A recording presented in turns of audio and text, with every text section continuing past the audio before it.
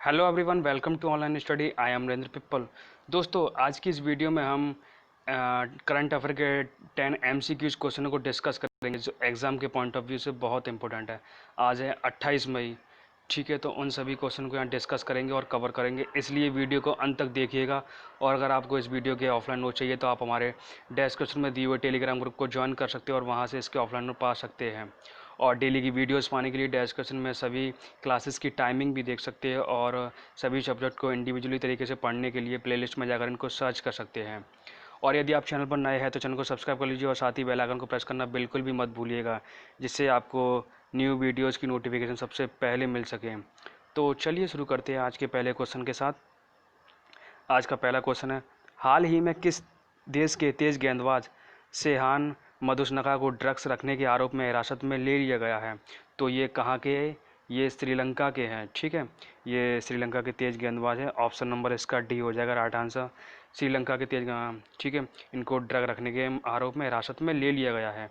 श्रीलंकाई cricket board ने तेज गेंदबाज शेहान मधुस्नका को हर तरह के क्रिकेट से तत्काल प्रभाव से बैन कर दिया है, मतलब किसी भी तरह के क्रिकेट नहीं खेल सकते अब।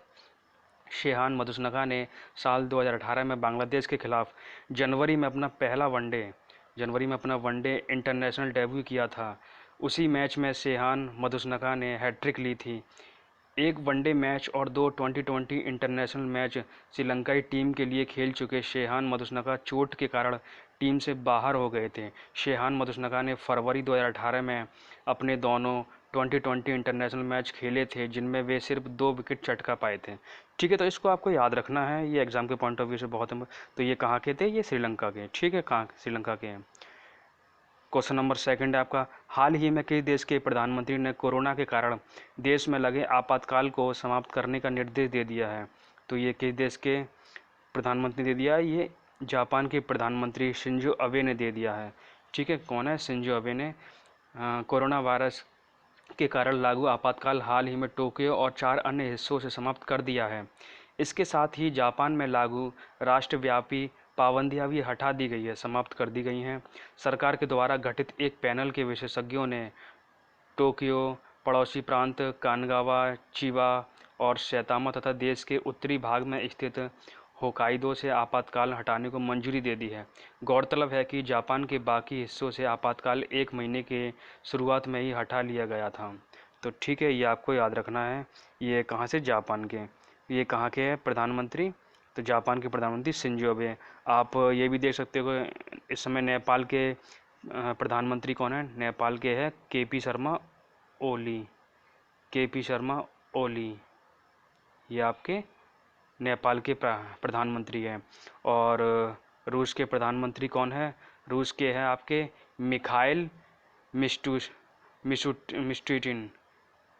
मिखाइल मिशुटिन, ये अभी नए बने हैं।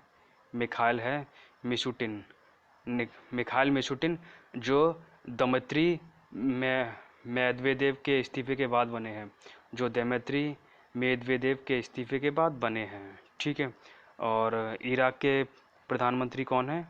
इराक के हैं आपके मुस्तफ़ा अल कादमी। कौन है? मुस्तफ़ा अल कादमी। ठीक है, तो इनको आपको याद रखना है। नेक्स्ट है आपका विश्व मौसम विज्ञान दिवस, वर्ल्ड मेट्रोलॉजी डे निम्न में से किस दिन मनाया जाता है? तो ये आपका कब मनाया जाता है? ये मनाया जाता है 20 मई को मनाया जाता है। ठीक है, कब मनाया जाता है? 20 मई को मनाया जाता है। ऑप्शन नंबर ए आपका राइट आंसर है। ठीक है, 20 मई को मनाया जाता है ये। तो विश्व मेट्रोलॉजी डे दिवस ये 20 मई को मनाया जाता है। यह 17 देशों के प्रतिनिधि द्वारा 20 मई 1875 को मीटर कन्वेंशन के हस्ताक्षर की स्मृति में मनाया जाता है। इस वर्ष विश्व मेट्रोलॉजी दिवस 2020 की थीम क्या थी? वैश्विक व्यापार के लिए माप। वैश्विक व्यापार के लिए माप, ये इसकी थीम थी। तो ठीक है, ये आपको 2 चीज़ याद रखनी है। ये कब मनाया था? 20 मई को। और इसकी थीम क्या थी? वैश्विक व्यापार के लिए माप। ये 2 चीज़ आपको याद रखनी है। ठीक है, तो ये 20 मई को। और दोस्तों 25 मई को क्या मनाया जाता है आपका? 25 मई को मनाया जाता है आपका, ये 25 अप्रैल को मनाया जाता है आपका वर्ल्ड मलेरिया दिवस। ठीक है, वर्ल्ड मलेरिया दिवस। ठीक है, ये 25 अप्रैल को मनाया जाता है। उसके बाद आपका 10 जून को क्या मनाया? 10 जून को आपका दृष्टिदान, 10 जून को क्या मनाया जाता है? दृष्टिदान संकल्प दिवस। दृष्टिदान संकल्प मतलब आँखों को दान करना, ठीक है। उसके बाद आपका जो है 12 मार्च को क्या मनाया जाता है? World kidney day. World kidney day ये आपका 12 मार्च को मनाया जाता है। तो ये भी आपका एग्जाम के पॉइंट ऑफ व्यू से पूछे जा सकते हैं कभी भी, तो इनको भी आपको याद रखना है, ठीक है।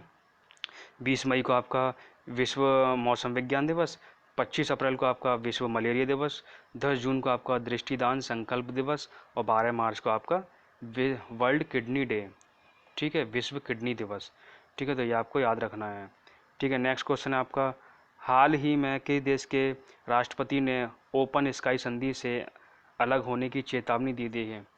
तो ये किसने दे दी है? ये अमेरिका ने दे दी है। इसका ऑप्शन नंबर डी इसका राइट आंसर है।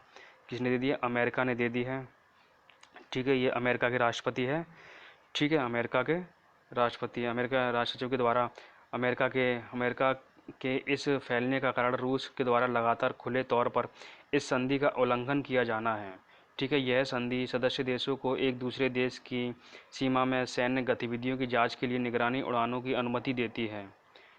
हालांकि निगरानी उड़ान शुरू करने से एक निर्धारित अवधि के पहले संबंधित देश को इसकी सूचना देना अनिवार्य है। इस संधि की अवधारणा शीत युद्ध के शुरुआती वर्षों के दौरान अमेरिकी राष्ट्रपति जो है वाइट आइजनहावर ने प्रस्तुत की थी। इस संधि का उद्देश्य सदस्य देशों के बीच विश्वास को बढ़ाना और परस्पर सहयोग से अंतर्राष्ट्रीय स्थिरता को मजबूती प्रदान करना है, ठीक है। तो इसका राइट आंसर हो जाएगा ऑप्शन नंबर डी इसका अमेरिका, ठीक है। तो अमेरिका के राष्ट्रपति है ये, ठीक है। और आपके जो है ये नेपाल के राष्ट्रपति कौन है इस समय? विद्यादेवी भंडारी, ठीक है। नेपाल के राष्ट्रपति, इसको भी याद रखना, विद्यादेवी भंडारी, ठीक है। और भारत के कौन है? रामनाथ कोविंद, ठीक है। और बांग्लादेश के कौन है? बांग्लादेश की है शेख हसीना, ठीक है। और अमेरिका के कौन है आपके? डोनाल्ड ट्रंप, जिन्होंने अभी कुछ टाइम पहले जो है फरवरी में भारत का दौरा किया था, ठीक है। तो एक बार फिर से इसका रिवीजन कर देता हूँ मैं। नेपाल के प्रेसिडेंट कौन है? नेपाल के राष्ट्रपति कौन है? विद्यादेवी भंडारी। भारत के कौन है? रामनाथ कोविंद। बांग्लादेश के कौन है? शेख हसीना, ठीक है। और शेख हसीना। और अमेरिका के कौन है? डोनाल्ड ट्रंप, ठीक है। तो शेख हसीना के बारे में आप थोड़ा सा जान लीजिए। शेख हसीना जो है ये 6 जनवरी 2009 को इनको अपॉइंट पहली बार जो बांग्लादेश की ये राष्ट्रपति बनी गई थी, पहली बार बांग्लादेश की प्रेसिडेंट बनी थी जो है।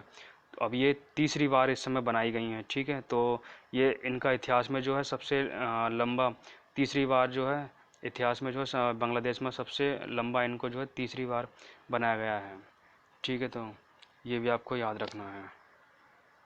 नेक्स्ट क्वेश्चन है आपका, हाल ही में किस देश ने कहा है कि वह कोरोना वायरस वैश्विक महामारी से निपटने के लिए पाकिस्तान के प्रयासों में मदद के लिए उसे $60 लाख देगा? तो ये किसने कहा है? ये अमेरिका ने कहा है, ठीक है। तो इसका राइट आंसर हो जाएगा ऑप्शन नंबर सी इसका राइट आंसर हो जाएगा, ठीक है। पाकिस्तान में भयानक तरीके से फैल रहे कोरोना वायरस के संक्रमण से निपटने के लिए अमेरिका $60 लाख की सहायता राशि देगा।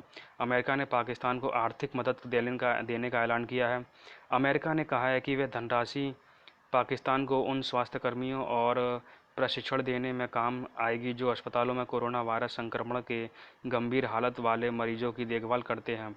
उन्होंने कहा कि इससे चिकित्सा केंद्रों में कोरोना वायरस फैलने से रुकेगा, ठीक है। तो ये आपको याद रखना है। नेक्स्ट क्वेश्चन आपका, अंतर्राष्ट्रीय गुमशुदा बाल दिवस निम्न में से किस दिन मनाया जाता है? तो ये आपका मनाया जाता है 25 मई को मनाया जाता है, ठीक है। तो ये प्रत्येक साल 25 मई को विश्व स्तर पर अंतर्राष्ट्रीय गुमशुदा बाल दिवस के रूप में मनाया जाता है। यह दिन उन गुमशुदा बच्चों के लिए मनाया जाता है जो किसी तरह से अपने घर पहुंच चुके हैं, उन लोगों को याद रखने के लिए जो अपराध के शिकार हैं, और उन लोगों की तलाश करने के प्रयास जारी रखने के लिए जो अभी भी लापता हैं। इस दिन को मनाए जाने की घोषणा साल 1983 में अमेरिकी राष्ट्रपति रोनाल्ड रीगन द्वारा की गई थी, ठीक है। तो ये आपको याद रखना है ये कब मनाया है, ये 25 मई को मनाया जाता है। और आपको ध्यान रखना है 10 जनवरी को क्या मनाया जाता है? विश्व हिंदी दिवस होता है 10 जनवरी को, ठीक है। ये भी बहुत बार पूछा गया है क्वेश्चन, ये विश्व हिंदी दिवस होता है। और विश्व लाफ्टर डे होता है, मतलब विश्व हास्य दिवस होता है, ठीक है। और 15 मार्च को क्या होता है आपका? वर्ल्ड कंज्यूमर राइट डे होता है, मतलब विश्व उपभोक्ता दिवस होता है, विश्व उपभोक्ता दिवस होता है, ठीक है। और 25 अप्रैल को क्या होता है आपका, वर्ल्ड मलेरिया दिवस होता है, ठीक है।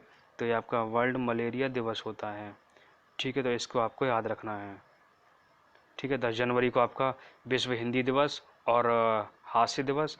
15 मार्च को आपका जो है वर्ल्ड उपभोक्ता दिवस। और 25 अप्रैल को आपका जो है वर्ल्ड मलेरिया दिवस। और 25 मई को आपका गुमशुदा बाल दिवस, ठीक है। ये आपको याद रखने हैं। अगर वीडियो आपको अच्छी लग रही है तो प्लीज़ इसको लाइक कीजिए एंड शेयर कीजिए। विश्व इस्पात संघ ने वर्ल्ड स्टील रिपोर्ट जारी की। इस रिपोर्ट के अनुसार भारत में क्रूड स्टील में कितने प्रतिशत की गिरावट आई है। तो कितने परसेंट गिरावट आई है, इसमें जो है 65% की, ठीक है। इसका राइट आंसर हो जाएगा ऑप्शन नंबर डी, इसका राइट आंसर है, ठीक है। नेक्स्ट क्वेश्चन आपका क्वेश्चन नंबर 8।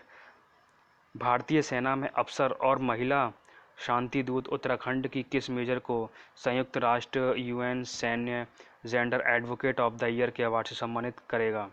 तो ये किसको करेगा, ये करेगा आपका सुमन गवनी को, ठीक है। किसको करेगा, ये सुमन गवनी को। यह पहली बार है जब किसी भारतीय शांति रक्षक को इस अवार्ड से सम्मानित किया जाएगा। सैन्य पर्यवेक्षक सुमन यूएन मिशन के तहत दक्षिण सूडान में तैनात थी। हाल ही में उन्होंने अपना मिशन पूरा किया। उनके साथ ब्राज़ील की सैन्य कमांडर कार्ला मोंटेरो डे कास्त्रो को भी यह सम्मान मिला है।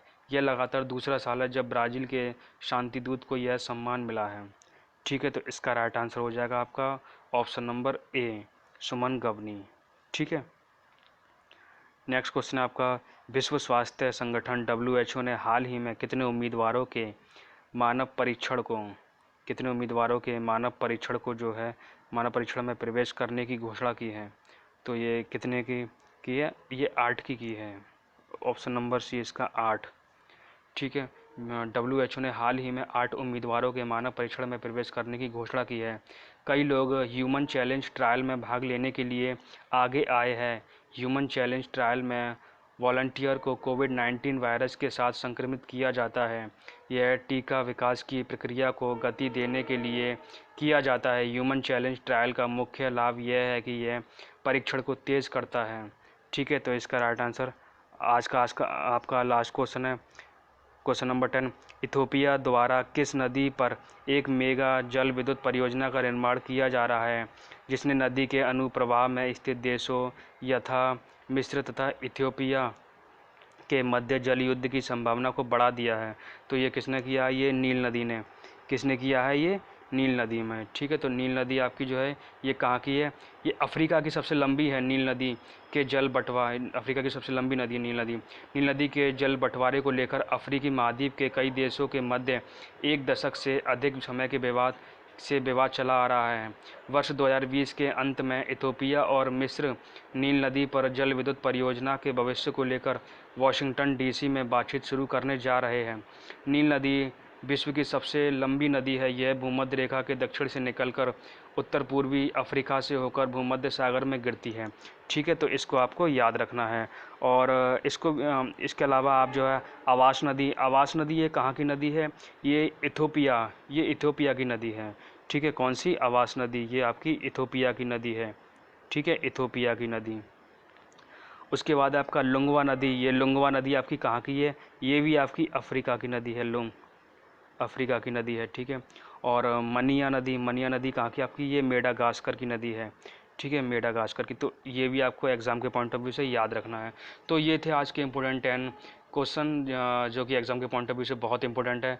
जैसे कि UP SSC की है, वीडियो भर्ती, लेखपाल, बैंकिंग, रेलवे, ठीक है। तो दोस्तों हर एक वीडियो बनाने में बहुत मेहनत लगती है।